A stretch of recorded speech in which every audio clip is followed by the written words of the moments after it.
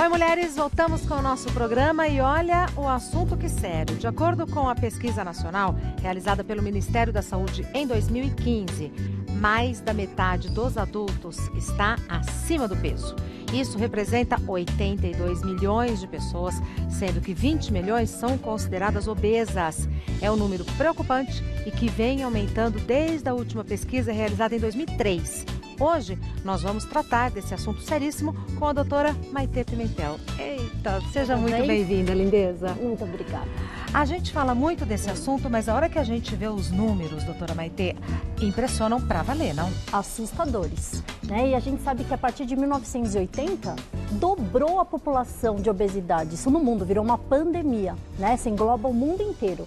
E a gente tem dados que são ruins, por quê?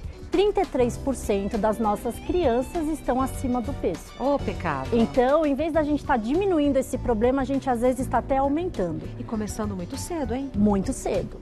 Mas uma coisa foi boa que aconteceu. Se você falar de há 7, 8 anos atrás, a gente entendia obesidade como...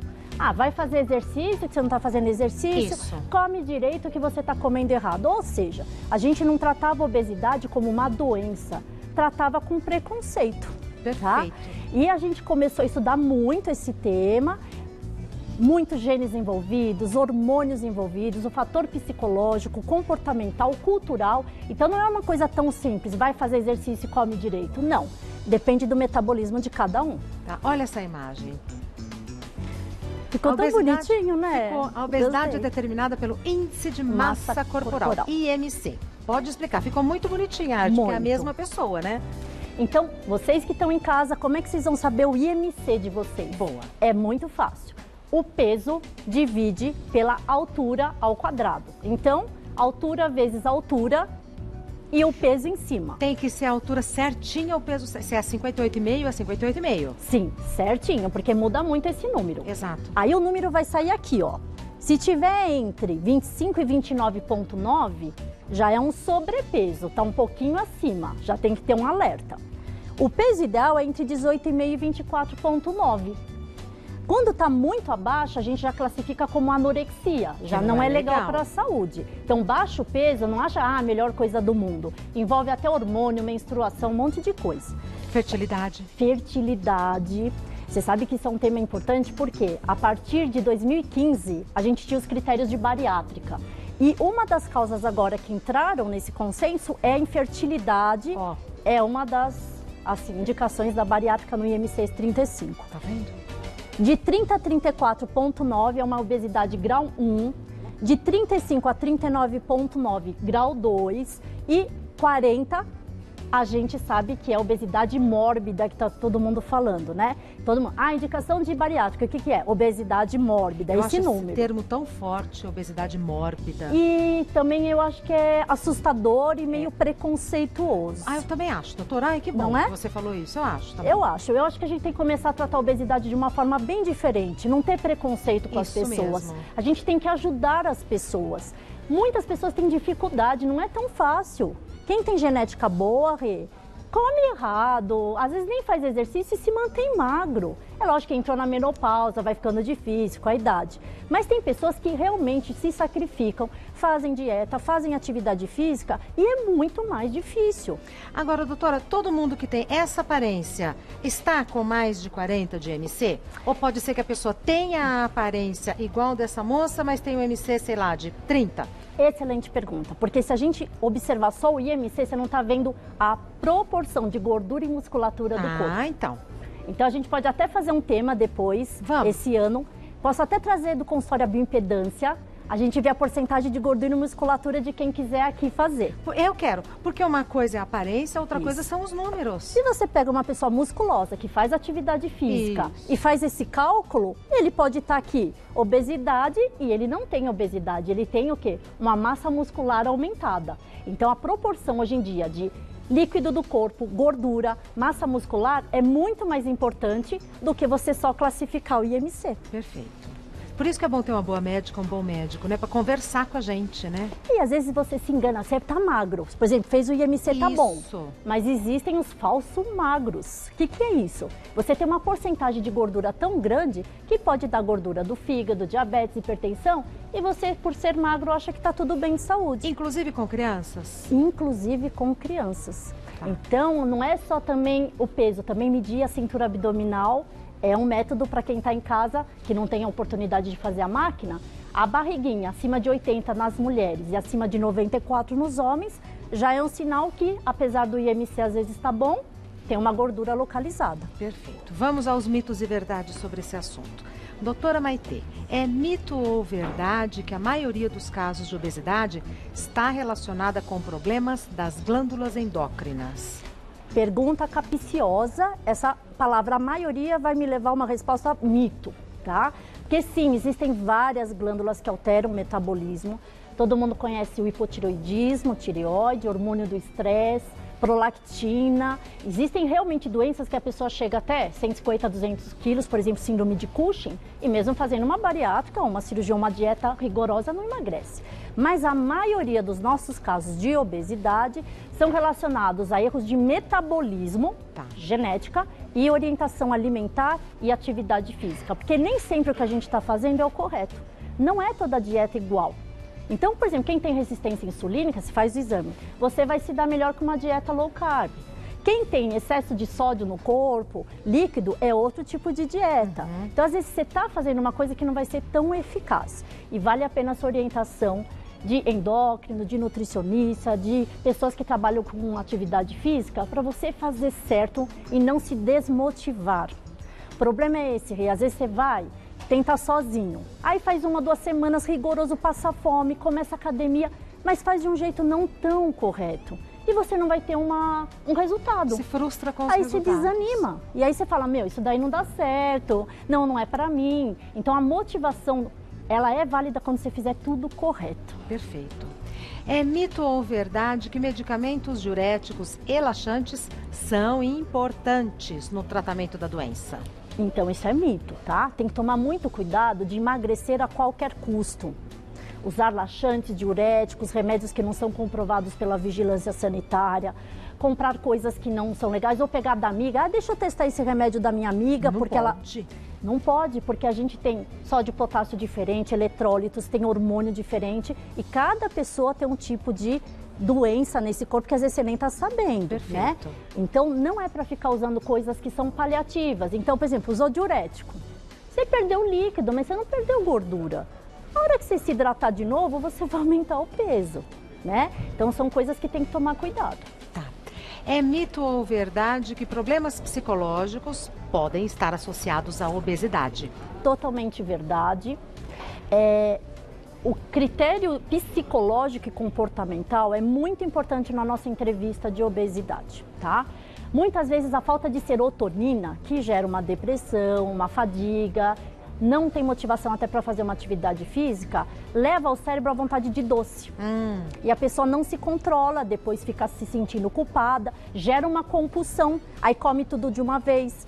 E toda essa, até graus de obesidade, eles aumentam muito o quê? Um hormônio chamado insulina, que desacelera o metabolismo, e no cérebro diminui um outro hormônio chamado dopamina. Sabe o que ele faz, Rê? O quê? Ele diminui o quê? A força de vontade e a motivação da pessoa. Não. Então a obesidade, às vezes não é preguicite aguda que eu brinco, não é? É lógico que a gente tem que ser determinado. Então emagrecer não é fácil, exige sacrifício. Mas muitas vezes o sacrifício é muito maior para quem já está num grau de obesidade maior. Porque tem alguma coisa aqui que está lutando contra. Não é só a personalidade, Exato. Isso é hormonal, é químico, é cerebral isso. Perfeito. É mito ou verdade que quando o uso de remédios para emagrecimento é interrompido, o paciente volta a engordar? Isso é mito e acho que a gente tem que realmente começar a pôr isso na cabeça de todo mundo. Antigamente, a gente tinha só uma classe de remédios chamados anfetaminas. Tá? Eles realmente agem no centro da fome, no hipotálamo, eles tiram o apetite e podem dar rebote. Mas rebote é isso? Você voltar a engordar. Tá. Agora, a maioria, aliás, os novos medicamentos que existem no mercado, porque começou a se estudar muito obesidade por causa dessa pandemia, eles não criam dependência e não voltam a engordar se a pessoa tiver essa regra de manter uma atividade física e manter uma dieta. Então, o remédio é para sair da inércia, é para ajudar a pessoa a sair daquele processo que está de desânimo, de até metabólico, que o corpo está muito lento. Depois disso, se você não mantiver uma dieta correta, não fizer uma atividade física e não regularizar teus hormônios, que às vezes tem gente que tem que tomar remédio de metabolismo de hormônio, tem hipotireoidismo, é o resto da vida que tem que tomar, você vai voltar a engordar. Então não é para também colocar a culpa em outras pessoas. Primeira coisa, quem quer emagrecer, conscientização. O que eu faço de errado culturalmente na minha família? Hábitos errados. Se eu realmente estou preguiçoso ou eu não tenho esse ânimo ou tenho alguma doença, fazer exames de vitaminas, de hormônios, se programar e organizar. Então, envolve muita coisa, né, doutora Maitê? Precisa ter um planejamento. Exato. Não é assim, eu vou começar amanhã. Tem que saber o que comprar, o que vai ingerir, Tem que ter orientação.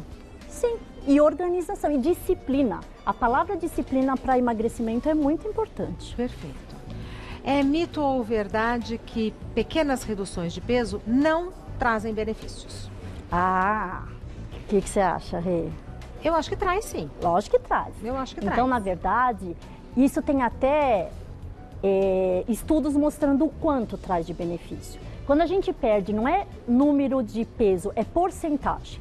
Então, você que está em casa, pega teu peso. Se você diminuir 5 a 10% desse peso, então, por exemplo, você está pesando 80. Se você diminuir 8 quilos, você já vai diminuir o risco de infartar mais de 30%. Olha. O risco de ter uma esteatose hepática, gordura do fígado, mais de 50%. Quem tem genética de diabetes vai diminuir. A apneia do sono. Os ganhos são muito grandes, então. Infertilidade, que a gente até já comentou. Os benefícios são muito, muito grandes. E às vezes você fala, é muito que eu tenho que perder. Não, 5 a 10% já traz um benefício muito grande para a saúde. Perfeito. Vamos para as perguntas do pessoal de casa, começando agora com a pergunta da Tamires. Há 2 anos faço tratamento para obesidade grau 2. Só que já notei que aparentemente o remédio perdeu o efeito. É normal isso acontecer? Tamires, quase todo mundo faz essa pergunta, né? A gente acha que o remédio não faz mais efeito, ou a dieta não faz mais efeito, ou o exercício não faz mais efeito. O nosso corpo é uma orquestra e a gente tem um metabolismo. Então você começou a perder peso, seja qualquer forma, ou com remédio, sem remédio. O teu corpo, você acha que ele quer ficar magro ou ele quer voltar a engordar? Voltar.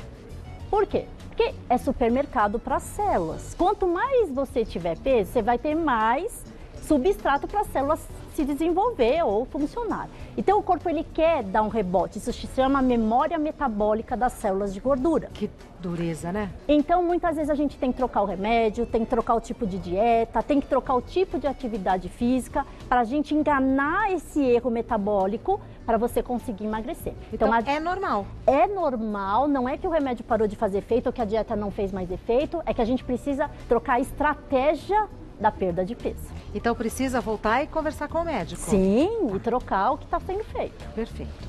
Próxima pergunta é enviada pela Nadine. Moderadores de apetite ajudam no tratamento da obesidade ou só servem para emagrecer por um curto período?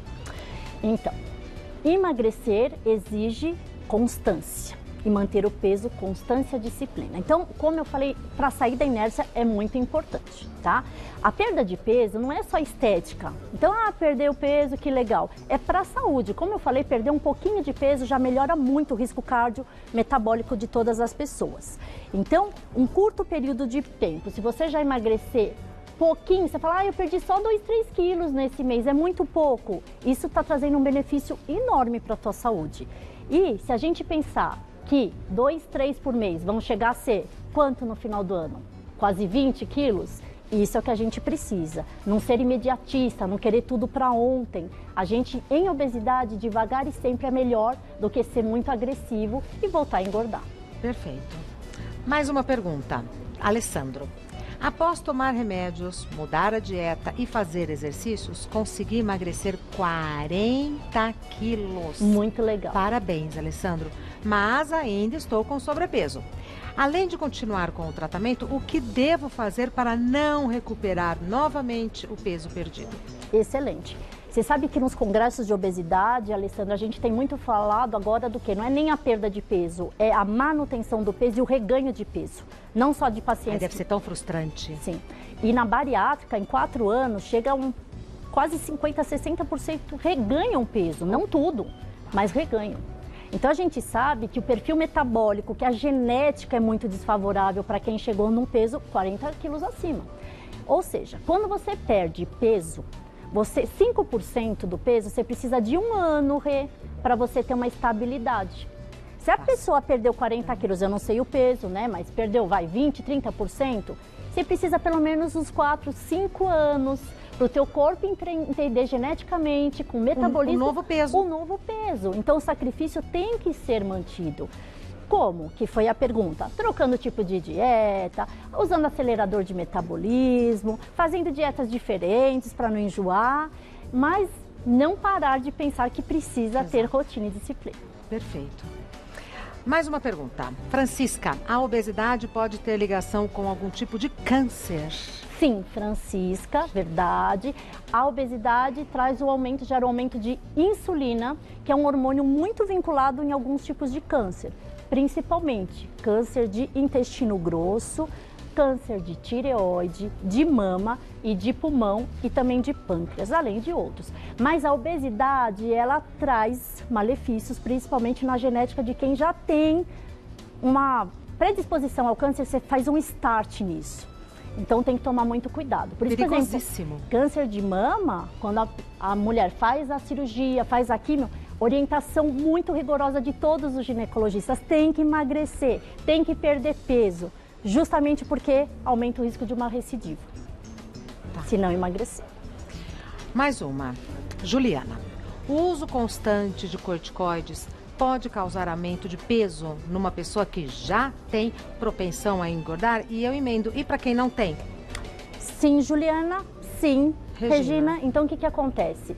O corticoide é um tipo de remédio anabolizante que retém gordura, retém líquido, altera o metabolismo da gente. Então, para quem tem tendência, sim, pode dar um start para obesidade, e para quem já tem obesidade, piora mais ainda a situação. Existem casos que a gente é obrigado a usar corticoide. Casos de asma grave, casos de doenças autoimunes, que a gente precisa, que é um imunossupressor para outras células não se desenvolverem. E aí entra o papel do endócrino para compensar o erro que esses remédios fazem. Então vai ser mais difícil, mas a gente tem hoje remédios que não criam dependência, que não mexem com a cabeça, que não vão voltar a engordar e que não alteram de forma errônea esse metabolismo. Aliás, ajudam. Então a gente vai usar diurético, a gente vai usar acelerador de metabolismo, a gente vai aumentar a saciedade desse paciente para quebrar o efeito ruim do remédio que precisa ser usado. Tá. Próxima pergunta foi enviada pela Paula. Remédio para emagrecer pode causar algum problema emocional? Eu tenho medo de começar a usar e prejudicar o meu psicológico. Pergunta que também muita gente questiona. Existem várias classes de remédios para tratamento de obesidade, tá? Então, como eu falei, as anfetaminas, elas aumentam o quê? Agressividade, irritabilidade, mas aumentam a atividade da pessoa. Quem está na inércia fica mais ajuda. Elétrico. Então, quem já é um perfil de ansiedade maior, pode ter períodos de transtorno de humor, tipo uma explosão, brigar com alguém. Normalmente a gente percebe quem está tomando anfetamina. Fica esquisito. Fica. A pessoa fica esquisita. Tipo fugindo do ladrão, eu falo, né? Esbugalhador, né? É isso mesmo. A gente nota que tá estranha. Bem, tô botando 220 lá. Agora, a gente, por exemplo, tem remédios usados para antidepressivo que tiram vontade de doce. Então, até o contrário da pergunta. Ou remédios que são ansiolíticos, que são usados até para parar de fumar, mas ajudam a parar também de beliscar. Remédios para compulsão, mas hoje tem remédio para quem é diabético que tira açúcar pelo xixi, pela urina. Tem os hormônios da saciedade, que não criam dependência, não dão taquicardia, não dão rebote de voltar a engordar. Olha. Chega em maio um novo remédio no Brasil e no mundo inteiro. Então, assim, depende, mas muitas vezes tem que tomar cuidado. Porque a pessoa às vezes está engordando por causa do distúrbio psicológico. Então a pessoa, por ser ansiosa, fica atacando a comida e não é nem fome. Então se você tratar a causa base dessa obesidade, que seria a ansiedade, você vai tomar um remédio que vai estar ajudando nas duas partes. Claro. Agora não tem nada a ver com a nossa pauta, mas o seu cabelo tá tão bonito. Você gostou? Você cortou? Mudou a cor? O que você fez? Na verdade não, eu pedi para eles fazerem Nossa, tá viradinho pra fora. Lindo! Muito obrigada. Nossa, aliás, olha, estão falando, ela tá uma gata. Linda. Tô ouvindo aqui, ó, tá uma gata. Obrigada. É um grupo de pessoas que mandou te falar que você está uma Quem gata. será? Vamos...